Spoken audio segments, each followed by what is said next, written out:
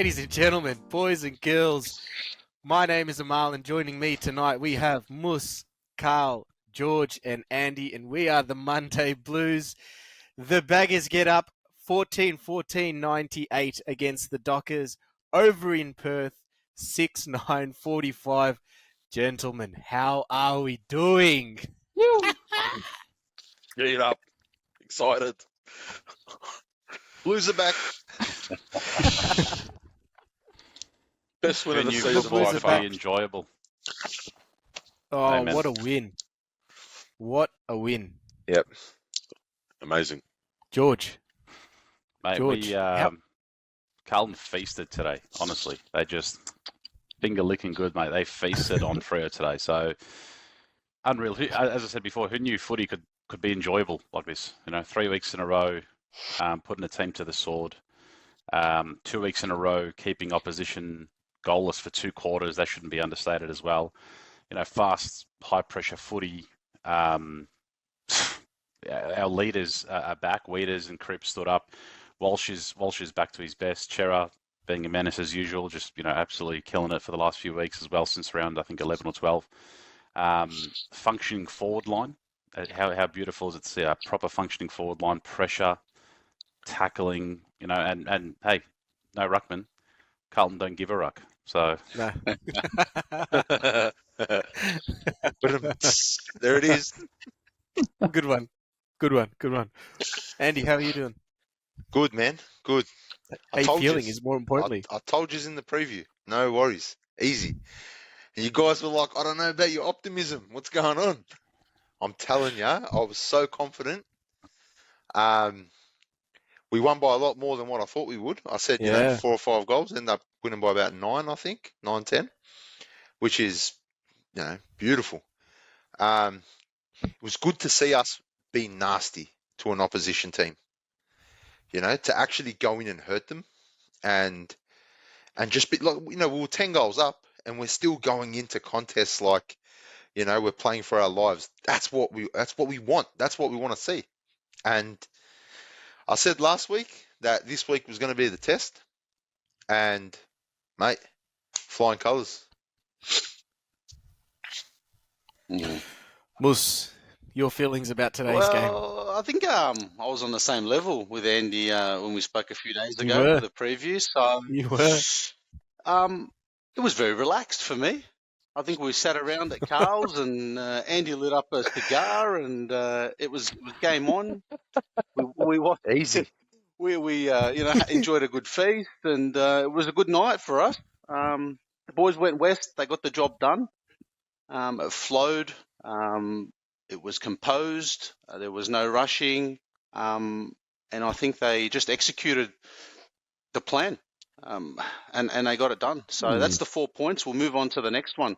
For me, and we spoke a few weeks back, week by week, and we did the Gold Coast thing. We had a little break, did the Hawthorn thing, and now we took it to a team who probably would think they're final contenders. So on the up, I think. Yeah. On the up. Carl. Oh, mate, that was magnificent. Best win of the season by far for me. I swear it was just amazing. Just set the scene from the first bounce. I feel like we got into their heads real early. Forwards, pressure, amazing. Tackling, all over the ground was just amazing. Great. How good was that? Yeah. It was just, phenomenal. It was absolutely brilliant. Absolutely brilliant. But let's bring it back a few clicks. Now, Thursday, or was it Friday, the teams get announced and TDK's out. And we're thinking, oh, crap. Here we go. We're going up against Sean Darcy and Luke Jackson, and we've got Jack Silvani and Lewis Young to take care of the ruck contest. Now, last week against the Hawks, it was a lesser midfield. Let's be real, right? So our mids were able to get on top of them, but the real concern with this week was that can Jack Silvani and Lewis Young, how much can they do in the ruck against Sean Darcy? And to George's point, we just didn't give a ruck at all. It didn't matter. It didn't matter at all. The hit outs went the Dockers' way by a landslide. It was 70-18. Wow. 70-18. However, clearances was 41-35 our way. Center clearances was 8-9. They only won the center clearance battle by 1. So hats off to not only Jack Silvani and Lewis Young, but hats off to our midfield who were just in sync. There's no other way to describe our midfield today. They were in sync, sync, and in such a sync that I have not seen since early 2022. Yeah, the boys, Silvani and Lewis Young just did what they had to do. They probably didn't win the tap out, but they just put the bodies on the line, made a contest, and the midfielders did the rest. Well, this is the second week we've seen this duo.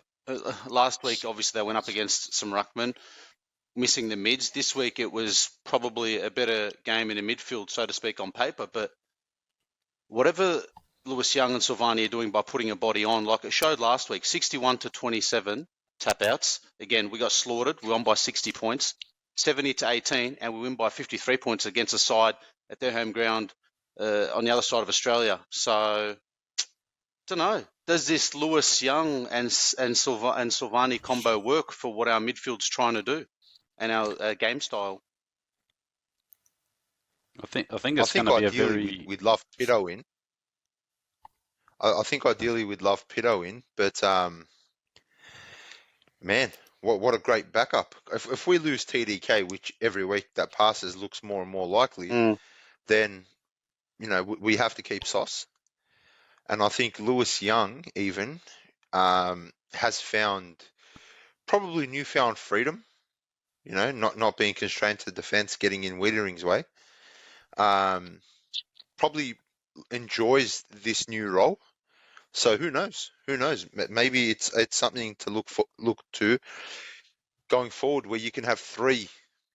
Instead of having the traditional 2 with Pitternet and TDK, you can have Pitternet, JSOS, and then if Lewis Young fits in the team, mate, why not? That's how you really stretch the opposition rucks. But they did really, really well. And I said that in the preview. If Lewis Young and Sauce do their thing and can stretch the ruck by running out the whole game from one end to the other, we'll smash them. And I'm so happy for those boys, because we've given them a lot of flack over this season, and for them to step up, not only against Hawthorn, I mean, they didn't play much, but they still had to do it. Yeah. But now against a genuine ruck duo, and we got the job done. They just outworked them around the grounds, and yeah, man, all credit to them. Well done. That's what it's about, though. Yeah. The work and endeavour around the ground. And you'd see Young get into every contest. Silvani, same thing. His body was on the line at every single moment. There was a point in the game where it was just in every single gameplay. So, don't know. Is that have we created something? Is there something new where the new ruckman is this agility sort of agile player that can bounce around, move around, and get on the ground? I don't know. We saw that in Nick Naitanui. I don't know. I think there's going to be a lot of discussion this week around it, and I think it's been a discussion like previously where the media is sort of saying, the ruckman's sort of become like a dinosaur sort of role, and you'd rather someone that can play as a tall midfielder or a tall mobile sort of player, which is what JSOS especially done today. So off the back of last week, obviously there was Reeves and Leake, and then this week, if you're JSOS and you're young, you hear that TDK's pulled up in the session or didn't do a full session on Friday, he's not going to play. You've just got the task. You're going to go up against Sean Darcy, who's a bully. He's a thug, right? Even last year, you saw just cannons into players as you did to Pitto. You'd be thinking, I think they said on Triple M, Jack Silvani was wearing like a mattress on his shin, just to soften some of the blows. But they knew mentally this is the job I need to do, and you're not going to win. You're not going to win in the ruck. You're not going to win the hitouts. And it's about, as Andy mentioned as well, becoming that, working with your midfield to work them around, especially around the ground, becoming that mobile target. And you saw, Sean Darcy smash records and hitouts to advantage and dominate today. But we worked harder, and having that extra sort of mobile tool around the ground, I think there's going to be a lot of discussion about it this week. I personally don't think it's sustainable week on week. If you've got a team that can gel with their midfield and work hard with the ruckman as well. Yeah. I mean, Jackson, I think he had a sore hip as well, so he wasn't 100%. We held him to like 4 touches up until the third quarter, I think, and a goal. It'll be an interesting conversation. So good point. I think it'll be very, very much spoken about this week.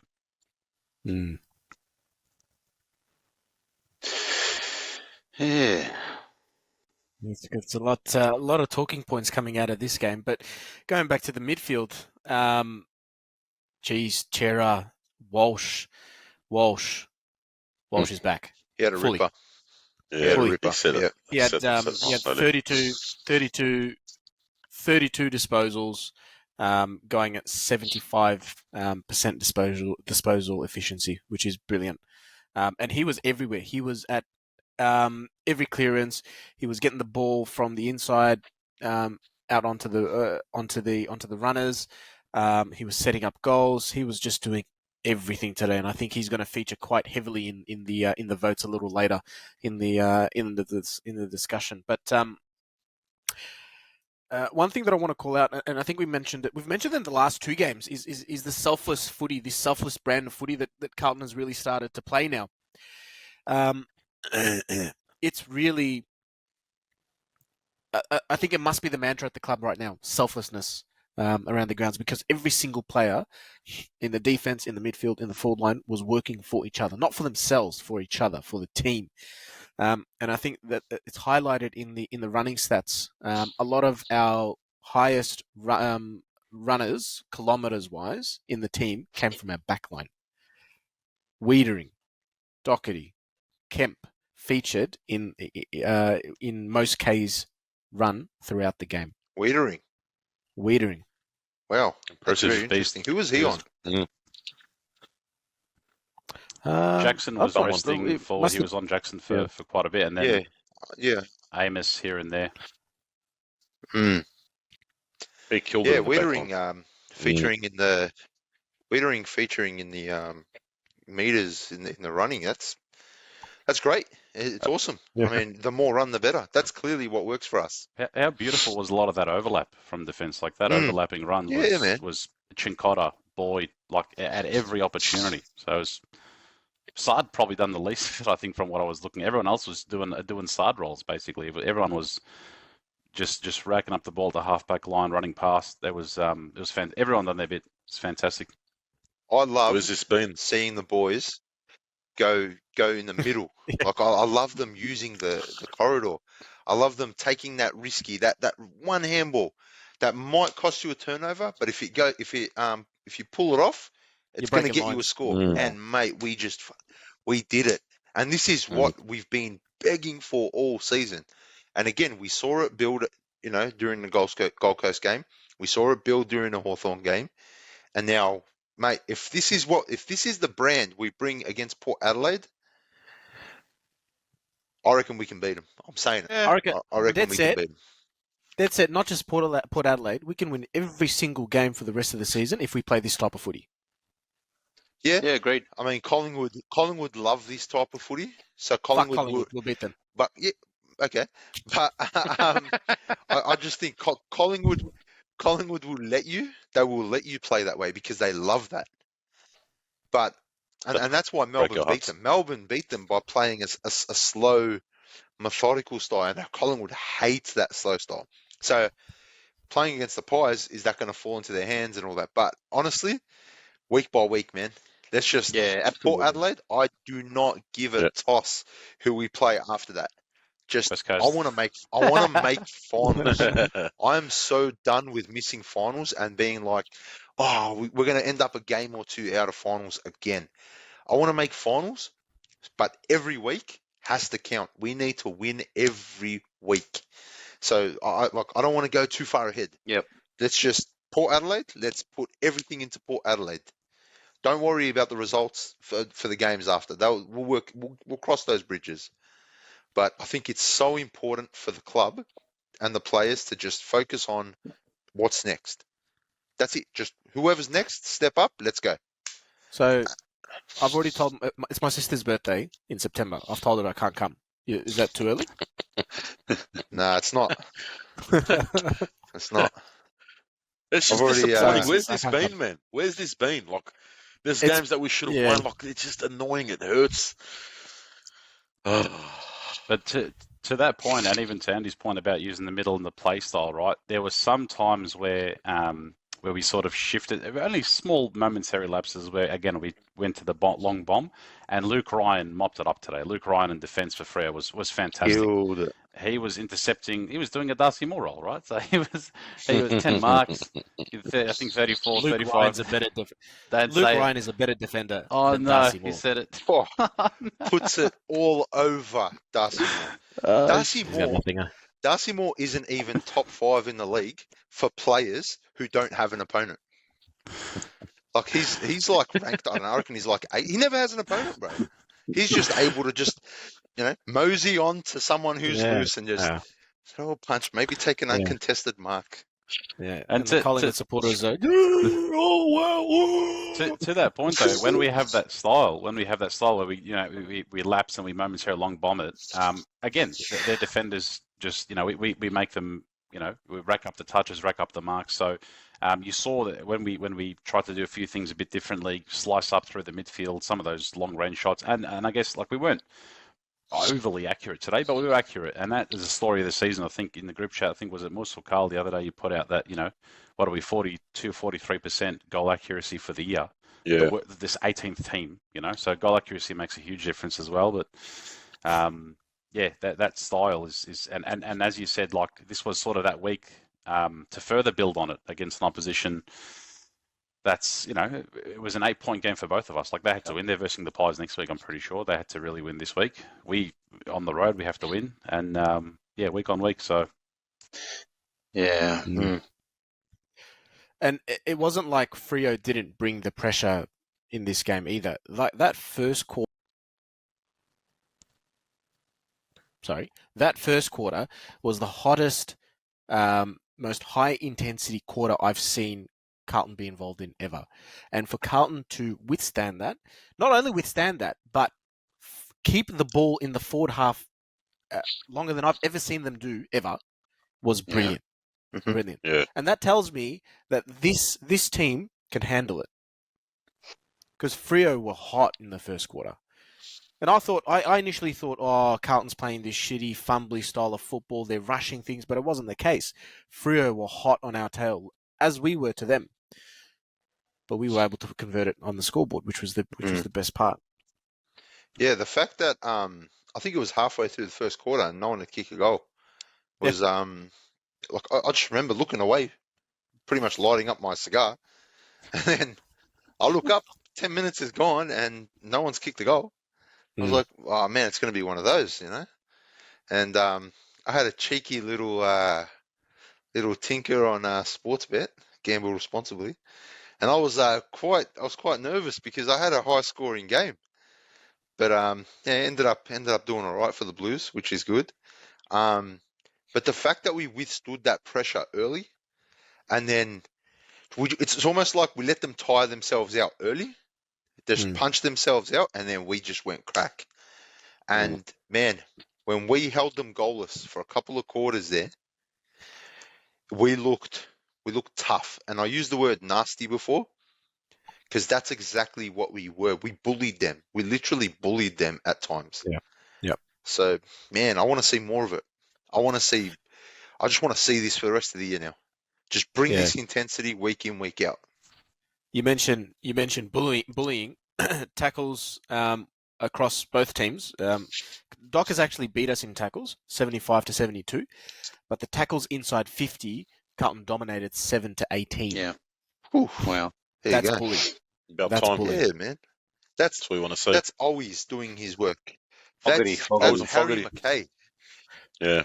Yeah, man. Harry I think had Carl, a few tackles as well. Yeah, Harry killed Carl it today. told me that Harry had a few tackles as well. Yeah, man. So it was good. It was good to see that forward pressure. It's amazing what happens when, again, our forwards get themselves in a good position and then lock the ball in. That's what we lacked. We lacked that intensity to keep the ball in. We're just letting teams literally stroll out of defence. So I'm very happy that we got to the point where we are now. Where, okay, we know this works. This is the formula. This is the formula we've been trying to ignite. So let's take it into against the equal best opposition this week, and let's see how we go. Let's really measure up how we're going. How ferocious was Fogarty in that first quarter, especially? Like he was a forgotten man. This guy was. He forgot he was on the list, right? To your point, Andy, the first 10 minutes you're watching, and there's no we were 2 and they were 1 behind, and you think, geez, we've worked so hard. Umpires weren't really paying the holding the balls or dropping the balls; they were just letting the game go on, working for it. But the forward line were just ferocious with the tackling. Fogarty was unbelievable. So love the pressure, I think, and then as you said, I think we. After that spell, and then I think Kennedy kicked the first one, Kerner kicked the second one. They started ball watching, they started fumbling, Freo that is, and we were just all over them. So it's tired them out. Yeah. Amazing things happen when you play like a team, eh? Well, Selflessness. my biggest takeaway, I think, and we spoke about a few weeks ago, confidence. It's amazing when you have belief in your teammate to get the job done, to extract the ball, to get the hard ball, to win the contest, and then things start happening, and you hit the scoreboard. So and here we are. So on your point, Moss, confidence, right? How did that confidence switch so dramatically though during the Gold Coast game in the second quarter? Pressure. What was said at quarter time? Something was said, because that first quarter was horrid against Gold Coast, and I thought, here we go again. Yeah. So what was do you think something was said, or was it just the players on the ground? I actually don't know. Like looking at it. Oh, look, I'd love to have been a fly on the wall, but I think you sort of said before that it's sort of, it's clicking and flowing. I think it was just a matter of finding, especially in a forward line. I think the forward line, and we touched on a little bit, that it sort of has flowed throughout the team. Getting that pressure right and getting that right structure with your Jack Martin, your Fogarty inclusions, working with Kerner and Mackay, the pressure, your Akers, your Cunners coming in there as well. Something has clicked, and it's worked its way back into the team. Wieders is leading from the back. The midfielders winning contests. They're getting on top of it. So something has clicked. I don't know. Maybe something was said, but the mix we've got at the moment is working. Confidence is up. And you even see it now. Even when Harry misses one, his head doesn't drop, and he's still up and about, and everyone's getting around him. So, don't know. For me, confidence is a big one. Accuracy is another one. Well, for those weeks in a row, you're missing, and the next teammate's missing, It's building that pressure, it's impacting, it's compounding. Exactly right. In a confidence taking a hit, as soon as you start putting a few through, you're realizing that your work is being rewarded. Yep. So, you know how hard it is for us back in those first half of the season. How hard we had to work for a goal. Literally, we're going to games and seeing 6 goals, 5 goals, 6 goals. Yeah. McGovern's kicking him from 55. McGovern got his first for since 2021. I was surprised, he didn't get a nosebleed. Thing so close. He got to goal. He got a corky. Yeah, I think he was surprised himself. He went out the rest of the game. Good on him. Hurt his own feelings. Yeah, was Harry it a corky? Kicking drop punts? How good is Harry kicking drop punts though? Oh yeah. Who would have thought? It's purely confidence. It's pure. Look, we've spoken about this many times, but it's the murmurs that I think get to him. So I almost blame us, the supporters, because it's us making those murmurs. You know what I mean? When Harry marks the ball at the G and there's 75,000 people, you just hear everyone, oh my God, what's he going to kick? Is he going to... You hear all that. No one was doing that at Perth. Nobody would have done that. I mean, it was just, these guys are just happy to see a Carlton player mark a ball and have a shot. Hear him. So is it like, it's in his head. I mean, we all know it's in his head, but wow, seeing him kick him from 55, Yeah. from Drop 50 punt. out, just drop punts, even from 25 out. And I know he's a forward. This is what he's paid to do, and we shouldn't be impressed. But we've been so starved from any form of like success or any form of joy from this poor bloke who just cops it. And he is having a ripper season. Like, I honestly think he is he'll finish probably top 5 in our BNF at the end of the year, right? If you take away his goal kicking, he would be top 3 for Carlton this year. The amount of work he puts in with the ball, off the ball, especially today, mate. I was watching him. We're 10 goals up. This bloke's running down to the back line just to, just to spoil a Get the ball ball. and then sprinting down forward. Like, there aren't many big boys in the AFL who can do that. So if he just gets that part of his game right, good luck. Good luck stopping him. It is 100% a confidence thing for Carlton, and we saw it in the first half of the season. The first quarter against all of the losses that we had in the first half were a scrap.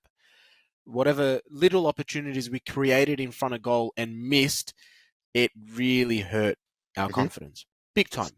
And then from there, that loss of confidence compounded. It got worse and worse and worse throughout the game, and then that started to drag on to the other games. And I had a slight fear of that today when there was that little field of play through the midfield. Chera marked it just outside the 50 and hit this little bullet pass into Owies in the first quarter.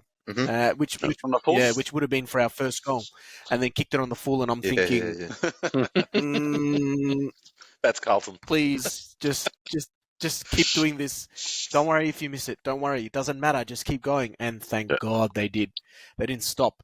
It didn't look like it impacted anyone, because if anything, they started to play harder. Yeah.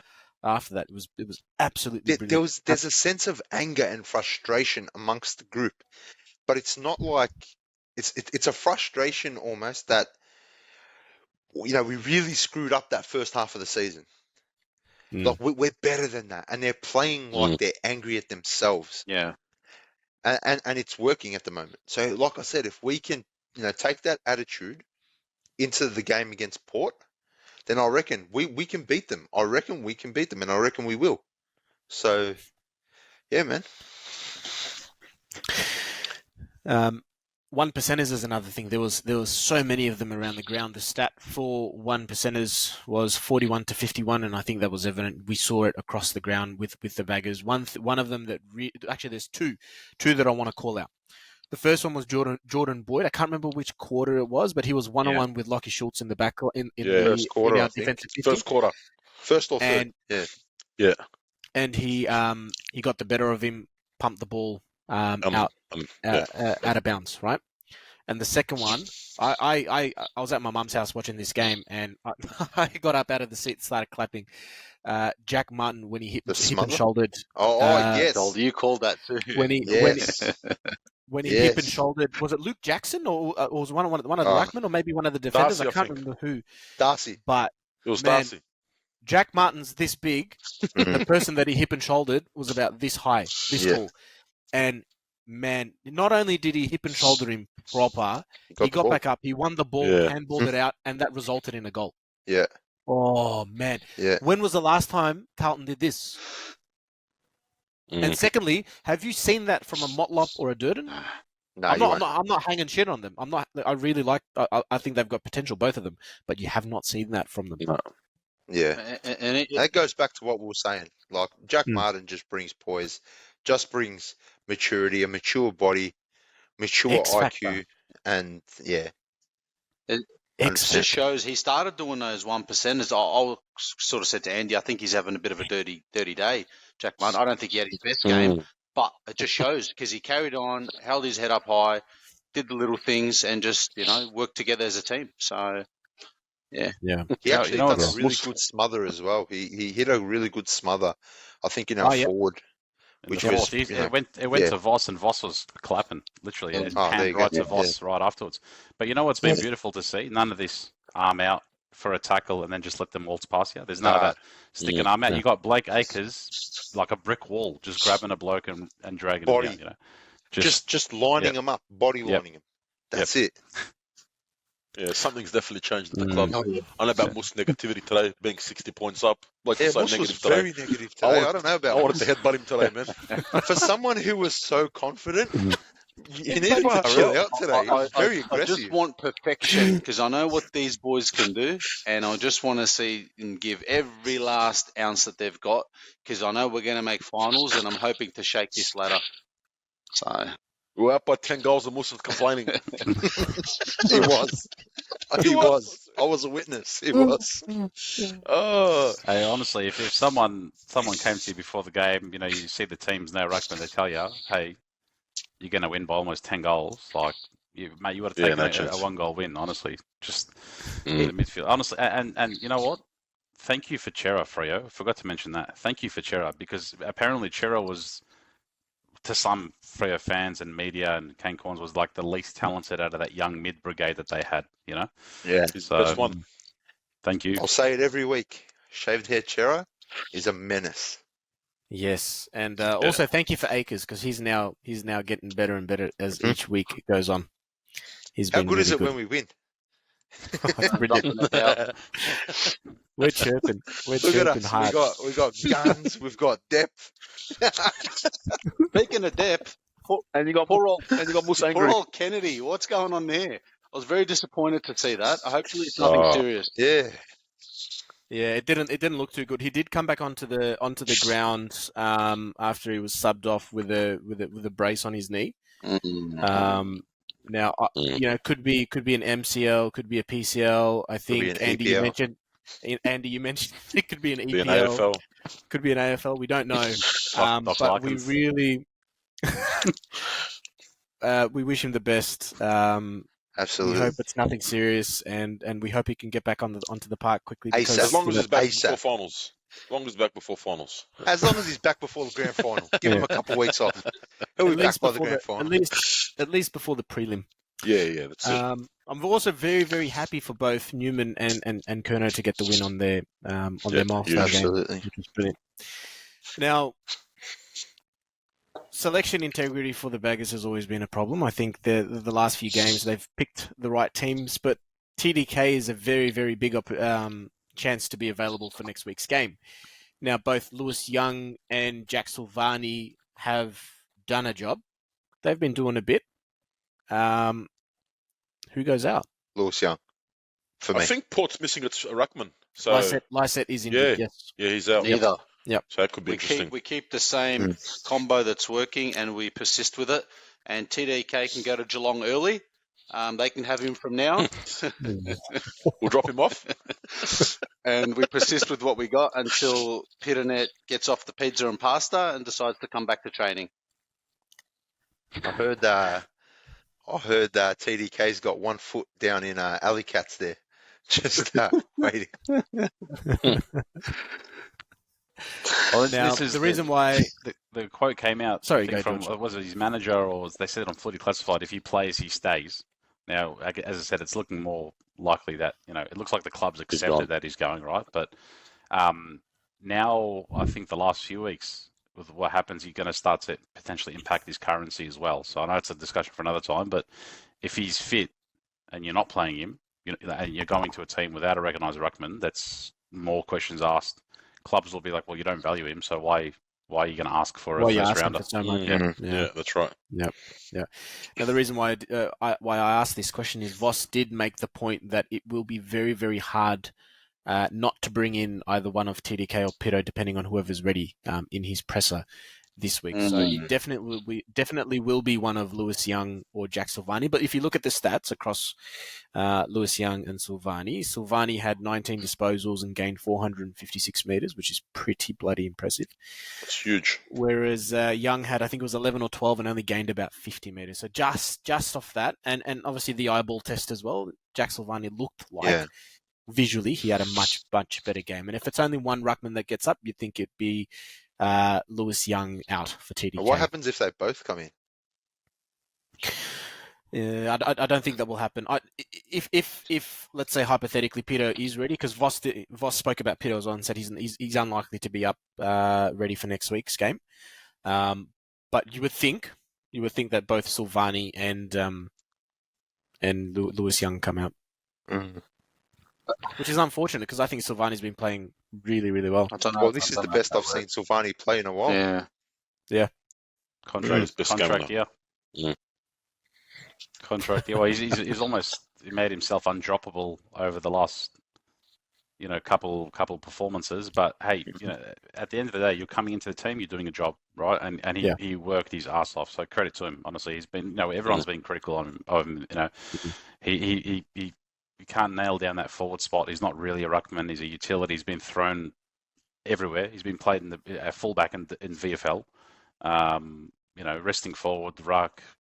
We've played him everywhere, but he's come in. When you give him a job, he works hard for it. So yes, he was never going to win the contest today, but around the ground, well done. And it was nice seeing him. Was it him? I think it was Mackay that crashed into Darcy, and Darcy was sore. I think it was that third quarter. It was nice to see. So at least we got one back.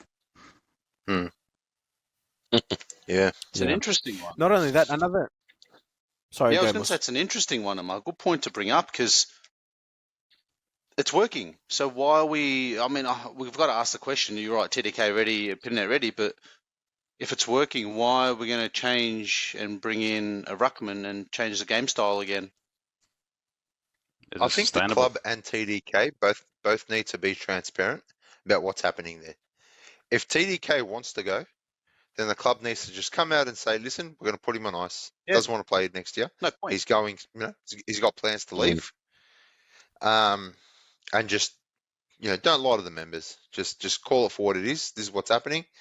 That way, the fact that Sauce hasn't been signed yet, and I don't think McGovern's been signed yet, makes me think, man, is TDK just kind of, is he just stringing the club along at the moment?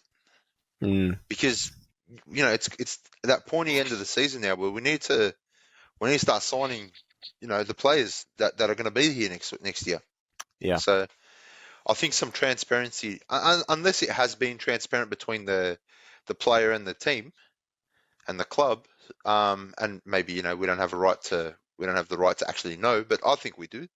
I think as members we have the right to know if a player is going to be here next year and if he's told the club what he's doing. I still have a sneaky suspicion that TDK is going to stay. I think if he does stay, it's 2 years to. Is it 2 years to free agency? Is it? He's got a couple, so I think if he does stay, it'll be that, and then he'll bide his time till then. But yeah, to your point, Andy, I don't think.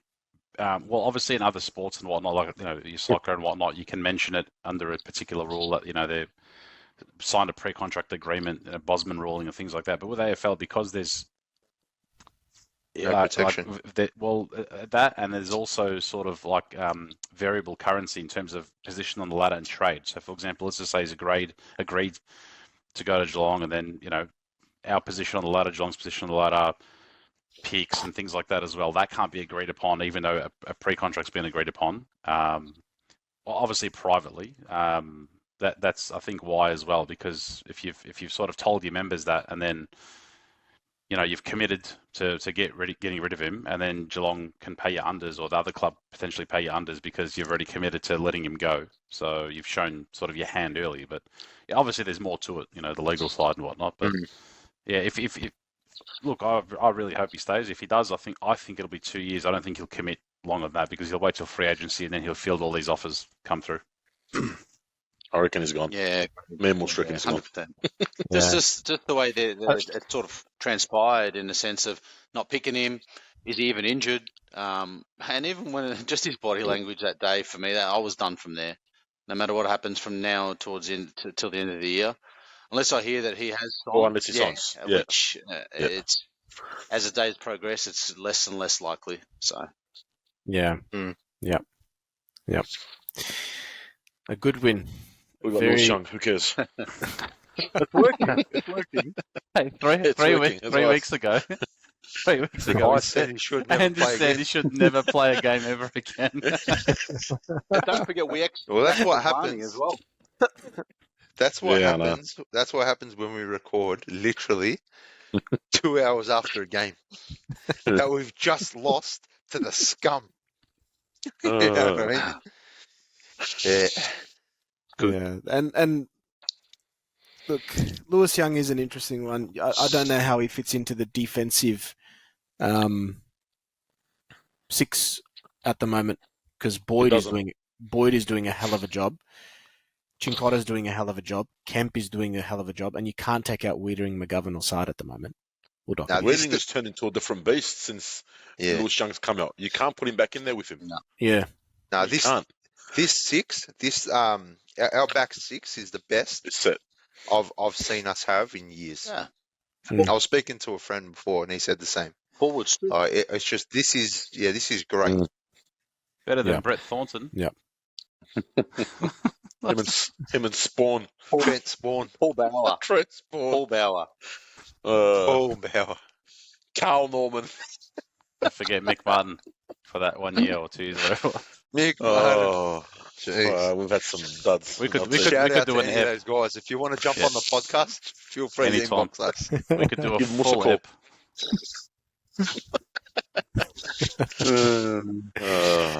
ep.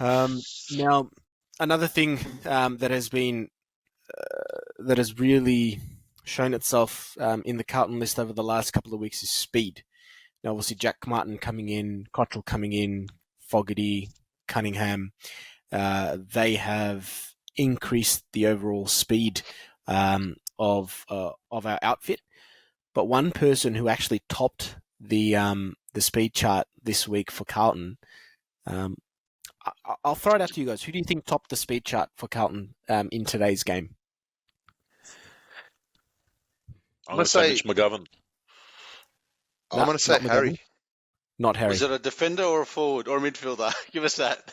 I didn't know we could ask questions. Nah. This isn't who am I, man. Come on. Yeah. Tops it for speed. Ed Kerno. Driving past. That's a good one. Go Boyd. Nah, not Boyd. Well, hurry up, Ooh. No, then. you go. You know first, what? Carl. You I go think first, Carl. I already Who'd you picked. pick? Can I change my pick? Brendan Favola. I'm going to change my pick. Go. I say Chincotta. Yes, 33.5 Oh. kilometers. Faster reckon than Chincotta. Cottrell today. Yeah, he's quick. He is quick. Andy checked it on his phone. He's quick. I'm on my phone. Absolutely no one expected that from Chincotta. So he's a big-bodied defender as well, right? He's got some size. He's a big boy, but can he run? Mhm. He's got legs on him, man. Oh, Sound like you're in love with I him. I gotta. What's going on, man? You want to take him out on a date? He can join the episode if he wants, man. This is a big call. He's gone red. Look at the top of his head. I'm getting Get him hot, on, man. get him Hot on and his sweaty. podcast. Bit of a man crush, Mark. Chincotta? Message Chincotta. us. If you're listening, just jump on, man. He's available. Call now. Hey, speed is something that this team desperately needs, especially if we're going to play this type of game style. We can't bring back, and I think maybe that's the reason why Hewitt has been left out of the team, is because we've had a big-bodied midfield for quite some time, for a lot of the first half of the season before injuries started to come in, and it did nothing for us. But then all of a sudden you bring in, Cunningham and Jack Martin and Cottrell, and Walsh starts to find some form again, and then all of a sudden this speed has I feel like it's almost freed us up. Do you think that could be the reason why Hewitt's sort of sitting on the sidelines at the moment? Well, he's obviously going to come back in. I think the best thing for Hewitt right now is Kennedy being injured. Because if Kennedy doesn't get injured, where does Hewitt fit? He doesn't. Yeah. You know what I mean? So No, it doesn't. I think it's a like for like. That's why I don't think, obviously Kennedy's huge, but I don't think we're gonna, die without him, because Exactly. we've got Hewitt now. Hewitt comes in, steps in, so then who then becomes that Ed Kerno sub. that sub. Ed Kerno. Oh no. Maybe Dow? Is this the opportunity for Dow to come back? He's still I can't concussed, isn't believe he? you've still got hope in that. That's long gone. Gee, Come on, man. Let a man dream. what a joke. First Paddy. Chicota, now Dow. Paddy Dow, he sees, he sees Kennedy get injured, walks into Voss's office, says, "Hey, you reckon I can get a game against Port?" Voss will say to him, "Hey, mate, wish in one hand, shit in the other. See which one fills up first." So he's not playing. He's not playing. That was a good one. Good call, Georgie. Well, a good win. We've got another big test. Bigger than this week was, obviously, because we absolutely destroyed the Dockers. But we've got Port Adelaide next week on Saturday at Marvel. Big test, and we'll go into detail with that in the preview next week. Now, gentlemen, our 1 vote, 2 votes, and 3 votes. Carl, I'll start with you. All right, here we go. My 3, got to be Sam Walsh from opening bounce. Set it up nicely. Pressure was real good. 2, I'm giving Harry McKay. 3 goals, was all over the ground. Had, I think, 20-odd touches. He was real good. Probably missed a couple that he probably should have got. But overall, had a great game. And my 1 vote is honestly hard to split between Sam Docherty and Chera. So you take it as you like. Both killed it. Yeah, they're my 3. Georgie? Wait, before we go to George, George, is your 3 votes your highest votes, or are you going the other way around? Yeah, 3's high. That's Walsh. Okay, cool. Easy. Georgie? I'll go 1, 2, 3 just to flip it on its head again. Sorry, Carl. I'll go 1 vote to Walsh. I think I had Nick Newman a little bit stiff. I thought he had a great game off halfback. But 1 to Walsh, back at his best. His first quarter was electric. His delivery, his run, fantastic. 2 to Chera. A little bit of a hostile crowd. Beautiful goal on the run. Loved that. Just from just outside 50, racks him up. Great work. And Harry's getting 18, 19, 20 touches over the last couple of weeks. Tackles, marks, converting, crashing packs, getting it front and center, bringing the ball to ground. He's doing everything. So, absolutely, 3 votes. Probably could have had more. To be honest, he actually found himself outrunning. I think it was either Pierce or his other opponent. Was it Cox? Or he was outrunning his opponent. Yeah, I think Charlie could have handed it off to him once or twice as well. So, enormous game, as Andy put it earlier. On that note, I'll pass to Andy. Yeah, it's a tough one today, man. Again, because everyone kind of puts in. I'll give my 1 to. I'm going to give my 1 to Walsh. I think he was, and honestly, it's so unfair because he had a ripping game, and he'll probably poll the 3 on Brownlow night. But yeah, Walsh just class today. 2, I'm going to give to Chera. Just a menace. So clean, so good. Just gets himself in the right positions, and when he's not, he works hard to get himself in the right position. He's got that. He's got a bit of grunt to him now, a bit of anger behind him, and I love that. I love that in a footballer. And my 3, Harry. I just think what he's doing with the ball, without the ball, man, this is like he's had a ripper year, and we are seeing now why he's valued so highly in the club, and why it's important to stick by a player like Harry. So that's my 3. Moss? We never doubted you, Harry. Never doubted you. Ever. Good one tomorrow. 25 out, wrong side, kicking a drop punt. Never doubted you. Good segue to that. I was actually just going to... He doesn't poll in my votes, Harry, but I'm probably his biggest critic. I think only because I know what he's capable of, and I know he's a massive confidence player.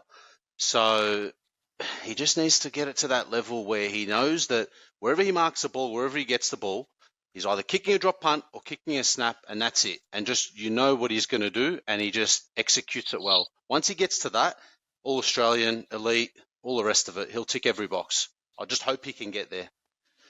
But yeah, he misses out on votes for me. I'm going to give one to Jack Silvani and his mattress of a shin guard. He gets one vote for just getting it done. I don't know. I don't think, he got a fair few touches around the ground. He was everywhere. He contended. He got the ball to ground. He was on the ground. He was just everywhere. And I think he's found a little bit of form. So I like that. Yeah. Doherty, for me, gets 2. I think Doherty had 28 touches. Disposal efficiency was 82%. I think that's really good for Doherty. There's a few times where he butchers the ball a little bit, but I think he's getting a little bit more poise and sort of support from the backman to sort of back himself and to dispose of the ball a bit more efficiently. I'm seeing a few good solid runs of games. So Doherty gets 2 for me. He done a lot of good things. Sam Walsh, 3. A few guys were really stiff. There were no passengers today, but Sam Walsh all over the ground. 32 touches, I think it was. Did a lot of good things. And he's finding some form, and it's good to see. So that's it from me. Amal, what have you got? I've got it's very similar. I've got Walsh at 1. Walsh at 1 had a great game, 32 disposals, went at 75% efficiency with 7 score involvements. Had a great game, and he's back to the form that we can all sort of expect and enjoy to watch from him. My 2 goes to Harry Mackay, 20 disposals, 7 score involvements, and 3 goals. Yeah, wow. Excellent game. Mackay also had 6 tackles. Huge. Anya. Huge. Anya. And my 3 votes goes to Chera, 27 disposals, 9 score involvements and a goal. Chera has just been the epitome. If you look up consistency in the dictionary, it's Chera's face. Shaved head Chera's face. Shaved head. His picture will also be found under menace too. Gentlemen, it was another comfortable Sunday. It was just a nice Sunday, right? Mm-hmm. Amazing. It was Easy great. to watch. It wasn't. It was stress free. Who knew that we would be saying that after the Dockers game over in Perth? But here we are. Season is well and truly alive. Finals is still a chance, and we've got a big test next week against the Power, who are without a ruckman. So this will be interesting. Their midfield is electric. Their small mids in Rosie, Dersman and Butters are electric. Does Kerno come in and tag someone? Please. Who knows? I think Take his wheelchair. match selection will be an interesting one. But nevertheless, it is at Marvel, so we will have that advantage. And also, Carlton will have an extra 40,000 people behind their back as well. So for those that are going to the game, bring your voice next week, because the Baggers will need it. And I think we're all confident now. We've seen enough. I think the team has gelled well and truly, and we can, if we bring this week in, week out, we can go up against anyone, and put it to them. Mm-hmm. Gentlemen, it was an absolute pleasure. As always, We got the win by almost 10 goals again. It's our average winning margin over the last three games, which is brilliant. Let's hope this continues. Big game next week. Been a good month. We haven't lost. It has. We didn't lose the bye either. That's 4 wins in a row. We did. Pena got injured. We Actually, no. TDK got injured as well. Yeah. We went through a stretch of our podcast never covering a win. Now we haven't covered. It almost feels weird. Not being able to cover a loss. Oh no. There it is. I said it a couple of weeks. I said it before the Gold Coast game. I said non-prime time slots. We're going to go for a little bit of a run. We're going to rack up a few wins, and we've done it, right? Gold Coast, Hawthorn. If you want to call Freo a scalp, call Freo a scalp. We were paying yeah, they were half our odds, I think, a few weeks ago. So, hey, fingers crossed we come out and break Port's streak, and then it's West Coast, the big one, The real Lose that test. one. the danger The game, real test. the danger game. Don't worry about Port. It's all right. Port. It's just another tick box. I'm genuinely worried about the West Coast game. I said it. I will. I said it 4 weeks ago, and you better bring that clip back if we lose. But no. 1 week at a time. Let's focus on Port. If we lose, you're out of the Monday Blues. In. Gentlemen, it's been a pleasure. And until the round 18 game preview, sayonara. Have a good week, and we'll see you on Friday. Go Thank you, Baggers. The Baggers. Go the Baggers. It was.